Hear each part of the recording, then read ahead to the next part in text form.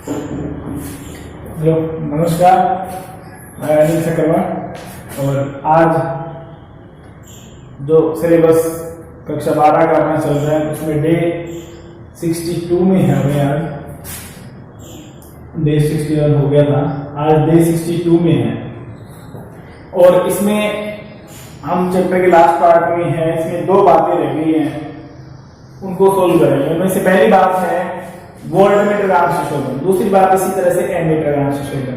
एक प्रोसेस को आप समझ लोगे तो दूसरी प्रोसेस भी सेम इसी तरह से है, उसमें भी कोई ज्यादा डिफरेंस नहीं है। सबसे पहली बात तो कैलिब्रेशन है क्या, अंश शोधन है क्या। कैलिब्रेशन क्या है कि नॉर्मली जब हम वोल्टमीटर की रीडिंग लेते हैं तो वोल्टमीटर का खुद का भी प्रतिरोध होता है, इसीलिए वोल्टमीटर की जो रीडिंग है उससे ज्यादा शुद्ध रीडिंग प्राप्त होती है, शुद्ध वैल्यू जो है वो प्राप्त होती है किससे, विभव मापी से। तो वोल्टमीटर के जो पाठ्यांक हमने लिए हैं उनकी तुलना किससे करना, विभव मापी से पाठ्यांक लेकर करना और उसका डिफरेंस निकालना, वही क्या है, अंश शोधन है। जैसे मान लो अगर हमने वोल्टमीटर से रीडिंग ले ली 2 वोल्ट आ गया किसी वोल्ट वैल्यू जो है वो, और अपन बाद में विभव मापी से उसी के लिए रीडिंग ले अगर, लेकिन उसका तरीका अलग होगा वो हम समझेंगे। तो उसकी जो वैल्यू है वो मान लो 2.1 वोल्ट आ रही है, इसका मतलब कैलिब्रेशन अंश शोधन कितना उसका 0.1 है, यानी उसकी जो एरर है वो जो वोल्टमीटर है वो 0.1 की एरर दे रहा है वहां। तो सबसे पहली बात तो अंश शोधन है क्या, वोल्टमीटर द्वारा त्रुटिपूर्ण प्रेक्षणों की जांच करना, विभव मापी के द्वारा प्रेक्षणों से तुलना करना, वोल्टमीटर का अंश शोधन कहलाता है। ये बात एमीटर के लिए करेंगे नेक्स्ट टॉपिक में। तो उसमें भी ये बात है कि एमीटर की जो प्रेक्षण है उनके जो त्रुटिपूर्ण प्रेक्षण है उनकी जांच विभव मापी के द्वारा करना, जो कि एमीटर का अंश शोधन हो गया। उसमें थोड़ा सर्किट में थोड़ा सा चेंज हो गया, पहले हम इसका सर्किट देख लेते हैं क्या है। फिर इसकी प्रोसेस बिल्कुल सिंपल है, इसके अंदर क्या किया गया है, विभव मापी के प्राइमरी सर्किट मैंने आपको बताया कभी चेंज नहीं होगा, एज इट इज होगा कोई। सेकेंडरी सर्किट में यहाँ ES लगाया, ES मैंने यहाँ लिख दिया मानक सेल। मानक सेल का मतलब है कि ऐसा सेल है जिसका EMF हमें पता है, हमें दिया गया है, हमें ज्ञात है, उसको हमें ज्ञात नहीं करना है, ये हमें दिया गया है ये सेल। अब इसके साथ ही क्या करते हैं, RB लगा देते हैं, इनको वोल्टमीटर लगा देते हैं जिसका अंश शोधन हमें करना है, ठीक है। और इससे सर्किट कंप्लीट कर लेते हैं। इसे करंट देने के लिए बैटरी लगा देते हैं, कुंजी K2 इधर RS रियोस्टेट लगा देते हैं कंट्रोल करने के लिए, और इस तरह से ये 2A की है द्विमार्गी कुंजी यहाँ लगा देते हैं। जब हमें टर्मिनल 1 और 2 को कनेक्ट करना है तो इसको जोड़ के पहले हम संतुलित लंबाई प्राप्त करेंगे, क्योंकि इस सेल की वैल्यू हमें पता है, ES का मान हमें पता है, ठीक है। संतुलित लंबाई हमें यहाँ दिख जाएगी, हमें पता है E is directly proportional to L, विभव का क्या है, प्रिंसिपल है ये। तो वहां से उसकी जो विभव प्रवणता x लेते हैं, अपने x की वैल्यू अपने यहाँ से फाइंड आउट कर लेंगे। सबसे पहले तो हमें क्या पता होना चाहिए, यहाँ विभव प्रवणता पता होना चाहिए, उसका फिर हम आगे यूज करेंगे। अब बाद में हम क्या करेंगे, बाद में इसको जोड़ देंगे RB वाले पार्ट को, यानी टर्मिनल 2 को किससे जोड़ देंगे, 3 से जोड़ देंगे, टर्मिनल 2 को 3 से जोड़ देंगे। तो क्या हो जाएगा, ये सेल ये वोल्टमीटर जुड़ जाएगा। फिर उसी वैल्यू पर जितनी वैल्यू हमने पहले ली थी उसी वैल्यू के अकॉर्डिंग फिर हम यहाँ उसका मान प्राप्त करेंगे। अब उसके 2 स्टेप है, पहले हमें 1 और 2 को कनेक्ट करना है, फिर 2 और 3 को कनेक्ट करना है। सर्किट हमें जो हमने बनाया एज इट इज सर्किट हमें इस तरह से पहले बनाना पड़ेगा कैलिब्रेशन करने के लिए। कैलिब्रेशन का मतलब हमें पता होना चाहिए क्या कर रहे हैं हम, तभी हम आगे सोल्व कर पाएंगे। जब हमें पता है कि हम सोल्व क्या कर रहे हैं तभी तो हम उसका यूज करेंगे। कि जैसे हमें अंश शोधन करना है तो हमें पता है हमें एरर निकालनी है, कितना इसका जो वैल्यू डिफरेंस है वो क्या है वो निकालना है। तो एग्जैक्ट वैल्यू लेंगे, फिर निकालेंगे, पहले हम लेंगे और उसके बाद में फिर जो डिफरेंस आ रहा है उसके लिए जो त्रुटिपूर्ण वैल्यू है वो सोल्व करेंगे, वो निकालेंगे और फिर दोनों का क्या ले लेंगे, डिफरेंस ले लेंगे। तो यहाँ सबसे पहले सर्किट हमें दिखाई देंगे वोल्टमीटर का अंश शोधन। आप लिख सकते हैं कि वोल्टमीटर द्वारा त्रुटिपूर्ण प्रेक्षणों की जांच विभव मापी द्वारा सही प्रेक्षणों से करना वोल्टमीटर का अंश शोधन कहलाता है। अब हम इसकी प्रक्रिया पर आते हैं, प्रोसेस पर आते हैं,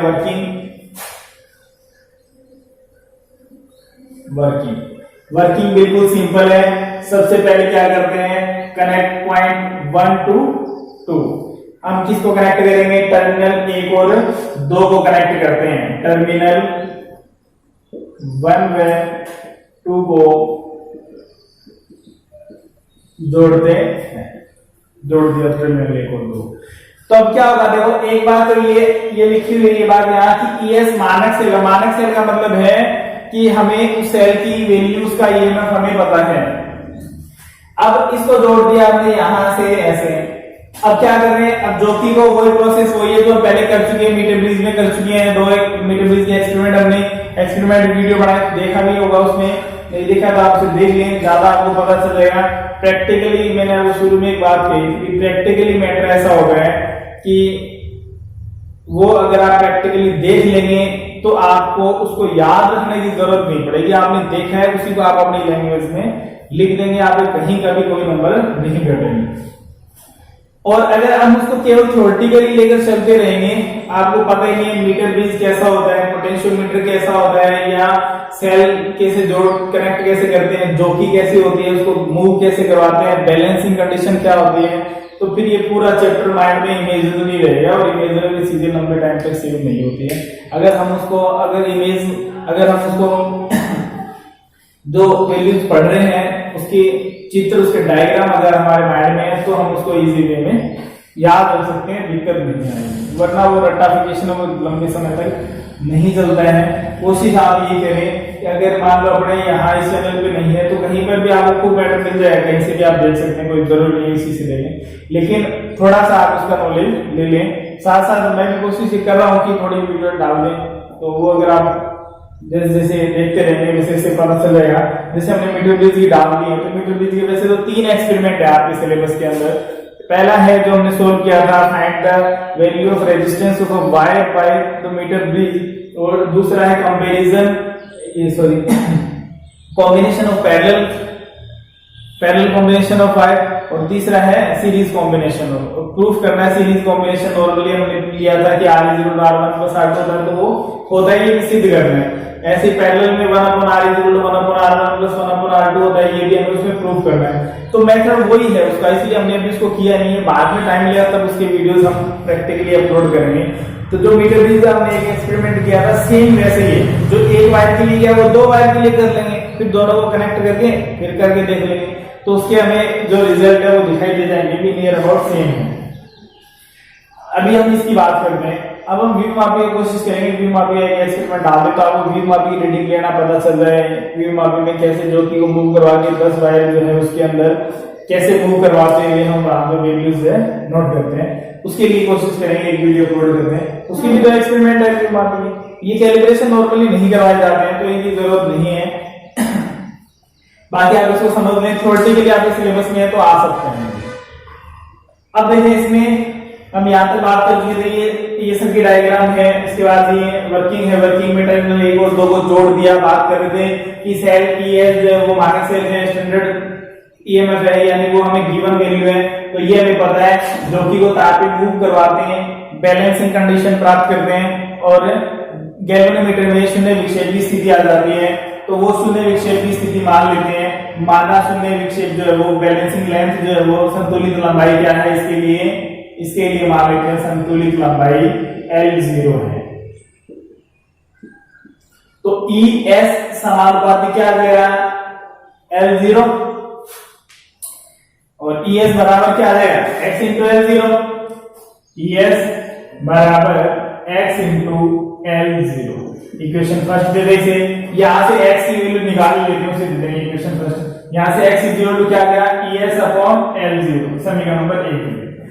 अब ये देखो, ये x का मान आ गया, ये हमें नॉन वैल्यू है हमारे पास, यानी हमें पता है कि इसका मान क्या होगा, क्योंकि ES हमें पता है, L0 हमने निकाल लिया। जैसे 20 सेंटीमीटर आ गया तो 20 रख देंगे, इसके ऊपर डिवाइड कर देंगे, डिवाइड करके x का मान आ जाएगा।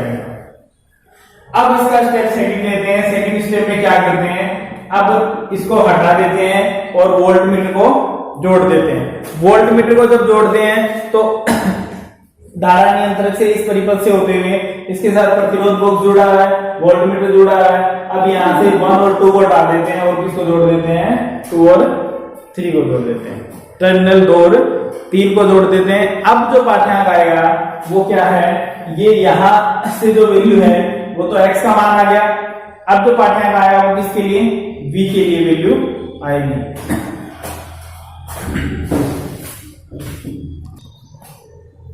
अब इसमें हमने क्या किया है, 2 और 3 को जोड़ दिया।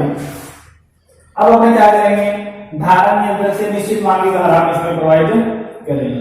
धारा प्रोवाइड होगी तो आरबी के समांतर में वोल्टमीटर जोड़ा हुआ है, तो वोल्टमीटर में जितना करंट है उसके अकॉर्डिंग बताते हैं कितना वोल्टेज है। क्लियर, ये जो वोल्टेज है वो इसके अंदर लिखा हुआ है वो क्या है, V है, तो V वोल्ट विभांतर इसके अंदर आ रहा है। अब अपने क्या करना है, इसको तो V पे जितना है उतना आ गया, ये तो अब इसका कुछ नहीं करना है। अब अपने यहाँ इसको कनेक्ट कर रखा है। अब हम क्या करते हैं कि वो जो की तार पर गति करवाकर क्या करेंगे, संतुलित लंबाई प्राप्त करेंगे। इस संतुलित लंबाई के अनुसार जो इसके समांतर करंट में जोड़ा है वही करंट इसमें जा रहा है। ठीक है, यहां से अब उसी के लिए क्या आएगा, उसी के लिए संतुलित लंबाई आएगी। अब यहां जो विभांतर है वो मान लेते हैं v डैश आ गया, इसका लंबाई के अनुसार क्या होगा विभांतर, हम देखेंगे कि लेंथ के अनुसार कितना है। ये तो हमें दिखाई दे गया, अभी इस करंट के अनुसार जो विभांतर आ रहा है वोल्टमीटर जो ऑपरेटर से लगा है उसके अंदर आ जाएगा। तो वोल्टमीटर में जो पाठ्यांक है वो कितना है, सेकंड में हम क्या करते हैं, इसमें धारा नियंत्रक से निश्चित मान की धारा प्रवाहित करके, धारा नियंत्रक से निश्चित मान की धारा प्रवाहित करके वोल्टमीटर का पाठ्यांक लेते हैं। माना, शॉर्ट में लिख रहा हूं मैं, हर बात नहीं लिख रहा, आप जो बोल रहे हैं उसको सुन के आप अपनी लैंग्वेज में उसे नोट कर लें। माना वोल्टमीटर का जो पाठ्यांक है क्या है, V। या आगे अब बात कर रहे हैं कि लेंथ के अनुसार, अब क्या करते हैं, टर्मिनल 2 और 3 को जोड़ते हैं। टर्मिनल 2 व 3 को जोड़ते हैं और तार पर संतुलित लंबाई L2 प्राप्त करते हैं। तो अब इसके लिए माना विभांतर क्या है, V डैश है लंबाई के अनुसार, तो V डैश समानुपाती क्या आ जाएगा, L2 V डैश बराबर क्या आ जाएगा, X L2, क्योंकि X तो वही है, तार वही है, इसीलिए उसका जो X का मान है वो तो वही रहेगा, ये X अपॉन L0, यानी उसकी विभव प्रवणता चेंज नहीं होगी, उसके अंदर कोई परिवर्तन नहीं आएगा। X का मान समीकरण 1 से